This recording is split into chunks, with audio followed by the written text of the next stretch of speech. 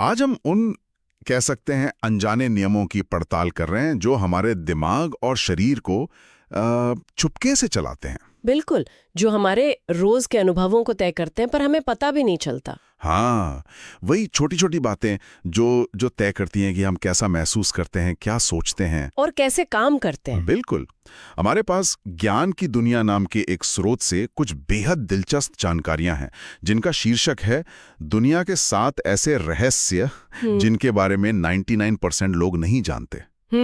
तो आज का सवाल यह है, क्या हम इन छिपे हुए नियमों के मतलब गुलाम हैं या इन्हें समझकर हम अपनी जिंदगी की ड्राइविंग सीट पर वापस आ सकते हैं? बहुत अच्छा सवाल है और मुझे लगता है कि इन जानकारियों की सबसे दिलचस्प बात यह है कि ये कोई जादू टोना नहीं है। सही। इनके पीछे मनोविज्ञान और जीव विज्ञान के ठोस सिद्धांत छिपे हैं। ये वो सच है जो रोज हमारे साथ होते हैं पर हमारी नजर से बच निकलते हैं। तो चलिए फिर शुरू करते हैं हमारे दिमाग की सबसे भीतरी दुनिया से, उस चीज से जो हमारी पहचान का कह सकते हैं केंद्र है। बिल्कुल। स्रोत का पहला बिंदु हमारे नाम से जुड़ा है। वो कहता है कि जब कोई हमारा नाम लेता है तो दिमाग के वो हिस्से सक्रिय हो जाते हैं जो किसी और शब्द पर नहीं होते। इसीलिए अपना नाम सुनना हमें इतना अच्छा लगता है। हाँ, ये तो सबने महसूस किया होगा, है ना? हाँ। पर ऐसा होता क्यों है? इसके पीछे का विज्ञान क्या है? देखिए, ये हमारी आत्म जागरूकता यानी सेल्फ अवेयरनेस का सबसे बुनियादी स्तर है। अच्छा। हमारा नाम सिर्फ एक शब्द नहीं है, ये हमारी पूरी पहचान का एक ऑडियो सिग्नेचर है। जन्म से ही ये शब्द हमारी यादों, अनुभवों और भावनाओं से जुड़ता चला जाता है। इसलिए जब हम अपना नाम सुनते हैं तो हमारा दिमाग इसे बाकी सभी शोर से फिल्टर करके प्राथमिकता देता है। मतलब दिमाग कहता है कि 1 मिनट रुको, ये जरूरी है। बिल्कुल, ये तुम्हारे अस्तित्व से जुड़ा है। ये एक तरह का कह सकते हैं न्यूरोलॉजिकल स्पॉटलाइट है जो सिर्फ हम पर चमकता है। वाह, न्यूरोलॉजिकल स्पॉटलाइट। मतलब ये एक सर्वाइवल मैकेनिज्म भी हुआ कि जो हमसे सीधे तौर पर जुड़ा है उस पर ध्यान सबसे पहले जाए। हाँ बिल्कुल, भीड़ में भी अगर कोई धीरे से हमारा नाम ले तो कान एकदम से खड़े हो जाते हैं। सही बात है। ये तो हुई सचेत मन की बात, जब हम जागे हुए हैं। लेकिन जब हम सो जाते हैं और हमारा अवचेतन मन काम करने लगता है, तब क्या होता है? तब तो एक अलग ही दुनिया खुल जाती है। हाँ, और स्रोत सपनों के बारे में एक बड़ी दिलचस्प और थोड़ी अजीब बात बताता है। वो कहता है कि हम सपने में कभी कोई नया चेहरा नहीं देख सकते। हर चेहरा जिसे हम सपने में देखते हैं उसे हमने अपनी असल जिंदगी में कहीं ना कहीं जरूर देखा होता है। ये एक बहुत ही मजबूत थ्योरी है और ये दिमाग के काम करने के तरीके पर आधारित है। देखिए, दिमाग सपनों में एक आविष्कारक नहीं बल्कि एक बेहद क्रिएटिव फिल्म एडिटर की तरह काम करता है। वो कुछ नया बनाता नहीं है। अच्छा। हाँ, वो बस अपनी यादों के विशाल आर्काइव से चेहरों, जगहों और घटनाओं के टुकड़े उठाकर उन्हें एक नई कहानी में पिरो देता है। मतलब दिन भर में हम हजारों चेहरों के पास से गुजरते हैं, सड़क पर, टीवी पर, सोशल मीडिया पर। हमारा सचेत मन इनमें से ज्यादातर को नजरअंदाज कर देता है, पर अवचेतन मन एक हाई डेफिनेशन कैमरे की तरह सब कुछ रिकॉर्ड कर रहा होता है। तो इसका मतलब ये हुआ कि सपने में आया वो डरावना या अनजान चेहरा असल में किसी ऐसे व्यक्ति का हो सकता है जिसे मैंने कल ट्रैफिक में गाड़ी चलाते हुए सिर्फ 1 सेकंड के लिए देखा था। बिल्कुल, और ये हमारे दिमाग की स्टोरेज क्षमता के बारे में एक गहरा सवाल उठाता है। सोचिए, हमारे अंदर कितना डेटा अनजाने में संग्रहित है। ये तो कमाल की बात है। सपने बस उस छिपे हुए डेटाबेस की एक झलक दिखाते हैं। तो हमारा अवचेतन मन यादों को रिमिक्स करता है, लेकिन हमारे जागे हुए मन का क्या? क्या हमारे विचार उतने मौलिक होते हैं जितना हम सोचते हैं? यही पर स्रोत एक चौंकाने वाला आंकड़ा देता है। कौन सा? एक इंसान दिन में लगभग 6000 से ज्यादा विचार सोचता है, लेकिन उनमें से 80% विचार वही होते हैं जो उसने कल सोचे थे। 80%? हाँ, 80%।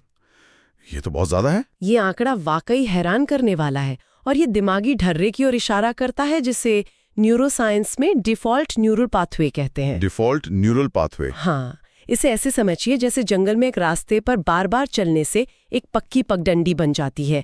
हमारा दिमाग ऊर्जा बचाने के लिए उन्हीं जाने पहचाने वैचारिक रास्तों पर चलना पसंद करता है। अच्छा, ताकि हमें रोज सुबह ब्रश कैसे करना ये सोचना ना पड़े। बिल्कुल, ये कुशलता के लिए जरूरी है। लेकिन अगर 80% विचार पुराने हैं तो इसका मतलब है कि हमारी भावनाएं, हमारे काम और हमारे नतीजे भी सब कुछ 80% पुराना ही होगा। आपने इसे कुशलता कहा, पर यह तो एक जेल जैसा भी लग रहा है। एफिशिएंसी की जेल ये इसे बयां करने का बिल्कुल सही तरीका है। एक ऐसी जेल जो दिमाग ने कुशलता के नाम पर खुद बना ली है। बिल्कुल, यही तंत्र जो हमें ऑटो पायलट पर कार चलाने में मदद करता है, वही हमें अपनी जिंदगी में कुछ नया सोचने या करने से भी रोकता है। हम एक ही तरह की चिंताओं, एक ही तरह की इच्छाओं और एक ही तरह की शिकायतों के लूप में फंस जाते हैं। असली बदलाव तब शुरू होता है जब हम इस ऑटो पायलट मोड के बारे में जागरूक होते हैं और जानबूझकर एक नई पगडंडी बनाने का फैसला करते हैं। चलिए, हमने दिमाग के भीतरी कामकाज को तो समझा, पर यह दिमाग एक शरीर में रहता है। ये दोनों आपस में कैसे जुड़े हैं? बिल्कुल, ये कनेक्शन बहुत जरूरी है। स्रोत हमें इसका जवाब देने के लिए जापान की एक जगह ओकिनावा ले जाता है। वहां के लोग दुनिया में सबसे लंबी और स्वस्थ जिंदगी जीते हैं, और उनका राज कोई जादुई जड़ी बूटी नहीं, बल्कि 3 सीधी साधी आदतें हैं। कम खाना, ज्यादा चलना और कम तनाव। बिल्कुल। हाँ, और स्रोत की ये बात बहुत गहरी है। लंबी उम्र की दवा हमारी आदतों में छुपी है। ओकिनावा के लोग हरा हाचीबू का पालन करते हैं, जिसका मतलब है 80% पेट भर जाने पर खाना बंद कर दो। अच्छा, 80%? हाँ, ये कैलोरी नियंत्रण का एक सदियों पुराना तरीका है। उनकी जीवन शैली में बागवानी और पैदल चलना स्वाभाविक रूप से शामिल है। जो जिम जाने से कहीं ज्यादा टिकाऊ है। सही बात है। और सबसे जरूरी, उनका सामाजिक जीवन बहुत मजबूत है, जो तनाव के खिलाफ एक प्राकृतिक बफर का काम करता है। ये सुनने में तो बहुत अच्छा लगता है, पर आज की भागदौड़ भरी कॉर्पोरेट जिंदगी में कम तनाव और ज्यादा चलना कहना आसान है, करना बहुत मुश्किल। हाँ, ये एक व्यवहारिक समस्या है। तो क्या स्रोत ये कहता है कि हम सब ओकिनावा जाकर बस जाएं, या आज के शहरी जीवन के लिए भी इसमें कोई सबक है? नहीं नहीं, संदेश ये नहीं है कि हम अपनी जिंदगी छोड़ दें। संदेश ये है कि हम समाधान की दिशा बदलें। मतलब? आज का वेलनेस उद्योग हमें महंगे सप्लीमेंट्स, जटिल डाइट प्लान और हाईटेक गैजेट्स बेच रहा है। ओकिनावा का उदाहरण इस पूरे उद्योग के लिए एक चुनौती है। अच्छा। ये हमें याद दिलाता है कि स्वास्थ्य की नींव जटिल नहीं, बल्कि बुनियादी अनुशासन में है। थोड़ा कम खाना, लिफ्ट की जगह सीढ़ियां लेना, दोस्तों से फोन पर नहीं, मिलकर बात करना। ये छोटे सचेत चुनाव हैं। बिल्कुल। तो ये एक पूरी जीवन शैली का दर्शन है। लेकिन क्या कोई ऐसा तरीका भी है जो हमें तुरंत इसी पल में तनाव से राहत दे सके? एक इंस्टेंट रिलीफ की तरह। हाँ, मान लीजिए कोई एक जरूरी मीटिंग से पहले घबरा रहा है। स्रोत इसके लिए भी एक कमाल का और आसान तरीका बताता है। क्या? ठंडे पानी से चेहरा धोने पर दिल की धड़कन धीमी हो जाती है और तनाव कम होता है। कभी कभी सुकून बस एक छींटे दूर होता है। ये बिल्कुल सही है। और इसके पीछे एक ठोस शारीरिक प्रक्रिया है जिसे मेमेलियन डाइव रिफ्लेक्स कहते हैं। Mammalian dive reflex? हाँ, ये हमारे विकास का एक हिस्सा है। जब हमारा चेहरा, खासकर आंखों और नाक के आसपास का हिस्सा, ठंडे पानी के संपर्क में आता है, तो शरीर को एक प्राचीन संकेत मिलता है कि हम पानी में गोता लगा रहे हैं। अच्छा। और ऊर्जा और ऑक्सीजन बचाने के लिए ये तुरंत दिल की धड़कन और मेटाबॉलिज्म को धीमा कर देता है। वाह! तो ये एक तरह का बायोलॉजिकल स्विच है जिसे हम जब चाहें ऑन कर सकते हैं। ये तो कमाल का हैक है ना? ये गहरी सांस लेने की सलाह से कहीं ज्यादा ठोस और वैज्ञानिक लगता है। मैं तो इसे अगली डेडलाइन से पहले जरूर आजमाने वाला हूँ। बिल्कुल, ये शरीर के जरिए दिमाग को शांत करने का एक सीधा और तेज तरीका है। मैंने खुद इसे आजमाया है, ये वाकई काम करता है। हमने अपने अंदरूनी मन और शरीर की बात की, पर अब उस बाहरी दुनिया की बात करते हैं जो लगातार हम पर असर डाल रही है, खासकर आधुनिक तकनीक, जो हर पल हमारे साथ है। स्रोत एक ऐसे रहस्य की बात करता है जो हम सब रोज महसूस करते हैं, मोबाइल नोटिफिकेशंस की आवाज। ओह, वो टिंग की आवाज। हाँ, उसे सुनते ही हमारे दिमाग में डोपामाइन रिलीज होता है, वही केमिकल जो चॉकलेट खाने या कोई गेम जीतने पर मिलता है। स्रोत कहता है इसलिए फोन छोड़ना इतना मुश्किल लगता है। हाँ, और ये समझना जरूरी है कि ये सिर्फ एक बुरी आदत नहीं है, ये एक न्यूरोलॉजिकल लूप है जिसे बहुत सोच समझ कर डिजाइन किया गया है। डिजाइन किया गया है? बिल्कुल। हर टिंग या वाइब्रेशन हमारे दिमाग को अनिश्चित इनाम का एक छोटा सा वादा करता है। क्या ये कोई जरूरी मैसेज है? क्या किसी ने मेरी फोटो लाइक की? ये अनिश्चितता ही डोपामाइन सिस्टम को सबसे ज्यादा सक्रिय करती है। हमारा दिमाग बार बार उस इनाम की उम्मीद में फोन की ओर खिंचता है। हम असल में अपने फोन के मालिक नहीं, बल्कि उसके द्वारा बनाई गई आदतों के गुलाम बनते जा रहे हैं। ये तो बहुत गंभीर बात है। तो क्या ये कहना सही होगा कि तकनीक कंपनियां जानबूझकर हमारे दिमाग की इस केमिस्ट्री का फायदा उठा रही हैं? ये एक बहुत बड़ी बहस है। सच कहीं बीच में है।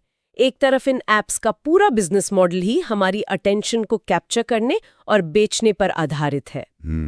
तो वे न्यूरोसाइंस का इस्तेमाल हमें बांधे रखने के लिए करते हैं। दूसरी तरफ हमारे पास भी जागरूकता और चुनाव की शक्ति है। मतलब ये जानने के बाद कि ये सिस्टम कैसे काम करता है, हम नोटिफिकेशन बंद करने जैसे फैसले ले सकते हैं। बिल्कुल। बिना जागरूकता के हम सिर्फ प्रतिक्रिया दे रहे हैं, पर जागरूकता के साथ हम नियंत्रण वापस ले सकते हैं। तो तकनीक हमें तत्काल इनाम के एक लूप में फंसा रही है, लेकिन जिंदगी के सबसे बड़े इनाम कहाँ मिलते हैं? अच्छा सवाल है। यहीं पर स्रोत अपनी सबसे शक्तिशाली और अंतिम बात कहता है। आपकी जिंदगी बदलने वाला सबसे बड़ा मौका अक्सर डर के पीछे छुपा होता है। हाँ। जिस काम को करने से हम सबसे ज्यादा डरते हैं, वही हमें सबसे आगे ले जा सकता है। और ये मनोवैज्ञानिक रूप से बिल्कुल सटीक है। डर असल में है क्या? ये हमारे दिमाग का हमें ये बताने का तरीका है कि तुम अपने कंफर्ट जोन की सीमा पर हो। कंफर्ट जोन की सीमा? हाँ। हमारा दिमाग हमें सुरक्षित रखने के लिए परिचित चीजों से चिपके रहने को कहता है और हर नई अनजानी चीज के आगे एक डर की दीवार खड़ी कर देता है। चाहे वो नई नौकरी के लिए इंटरव्यू देना हो या किसी भरी मीटिंग में अपनी राय रखना हो। एक मिनट रुकिए, अगर हम इसे उस 80% दोहराए जाने वाले विचारों वाली बात से जोड़ें, तो वो 80% का लूप ही तो हमारा कंफर्ट जोन है ना? बिल्कुल, आपने बिल्कुल सही कनेक्शन बनाया है। तो इसका मतलब ये हुआ कि उस एफिशिएंसी की जेल को तोड़ने के लिए जो कदम उठाना होगा, वो हमेशा थोड़ा डरावना ही होगा। यही इस पूरी चर्चा का सार है। वो 80% का चक्र हमारी आरामदायक जेल है। डर उस जेल के गेट पर खड़ा संतरी है। वाह। उस डर को पार करने का मतलब है जानबूझकर एक नया विचार सोचना, एक नया काम करना और अपने दिमाग में एक नई पगडंडी बनाना। डर इस बात का संकेत है कि आप विकास की दहलीज पर खड़े हैं। तो आज की इस पड़ताल से हमने क्या सीखा? हमने देखा कि हमारा दिमाग पहचान के लिए कैसे बना है, हमारा अवचेतन मन यादों को कैसे रिमिक्स करता है, हमारी आदतें कैसे हमारी सेहत और उम्र तय करती हैं, आधुनिक तकनीक हमारे दिमाग को कैसे नियंत्रित कर रही है और कैसे हमारे अपने विचार ही हमें एक दायरे में बांध सकते हैं। और अंत में उस दायरे को तोड़ने की चाबी डर का सामना करने में है। सही। इन सभी बातों का निचोड़ एक शब्द में है, जागरूकता। इन छोटे छोटे सच के बारे में जागरूक होकर हम अपनी जिंदगी के ऑटो पायलट मोड को बंद कर सकते हैं और स्टीयरिंग व्हील अपने हाथ में ले सकते हैं। जैसे ये जानने के बाद कि नोटिफिकेशन हमें कैसे प्रभावित करता है, शायद हम उसे बंद करने का फैसला करें। बिल्कुल। या ये समझने के बाद कि हमारे 80% विचार पुराने हैं, शायद हम कुछ नया पढ़ने या सीखने की कोशिश करें। और शायद यही वजह है कि ज्ञान की दुनिया जैसा स्रोत ये कहता है कि अगर आपको ये बातें काम की लगी तो इस जानकारी को आगे बढ़ाएं। हाँ, मतलब दूसरों तक पहुंचाएं। हाँ, वे अपने दर्शकों को वीडियो लाइक करने, दोस्तों के साथ शेयर करने और चैनल को सब्सक्राइब करने के लिए प्रोत्साहित करते हैं। क्योंकि ज्ञान साझा करना उस 80% के चक्र को तोड़ने में दूसरों की मदद करने जैसा है। ये सिर्फ एक वीडियो को व्यूज दिलाने के बारे में नहीं है। सही। ये सामूहिक रूप से एक दूसरे को ज्यादा जागरूक बनाने के बारे में है। और इसी सोच के साथ श्रोताओं के लिए एक विचार छोड़ते हैं। स्रोत कहता है कि हमारे 80% विचार दोहराए जाते हैं। अगर आज उन हजारों दोहराए जाने वाले विचारों में से सिर्फ एक को बदलने का चुनाव करना हो, तो वो कौन सा पुराना विचार होगा जिसे आप हटाना चाहेंगे और उसकी जगह कौन सा नया, शायद थोड़ा डरावना विचार रखेंगे?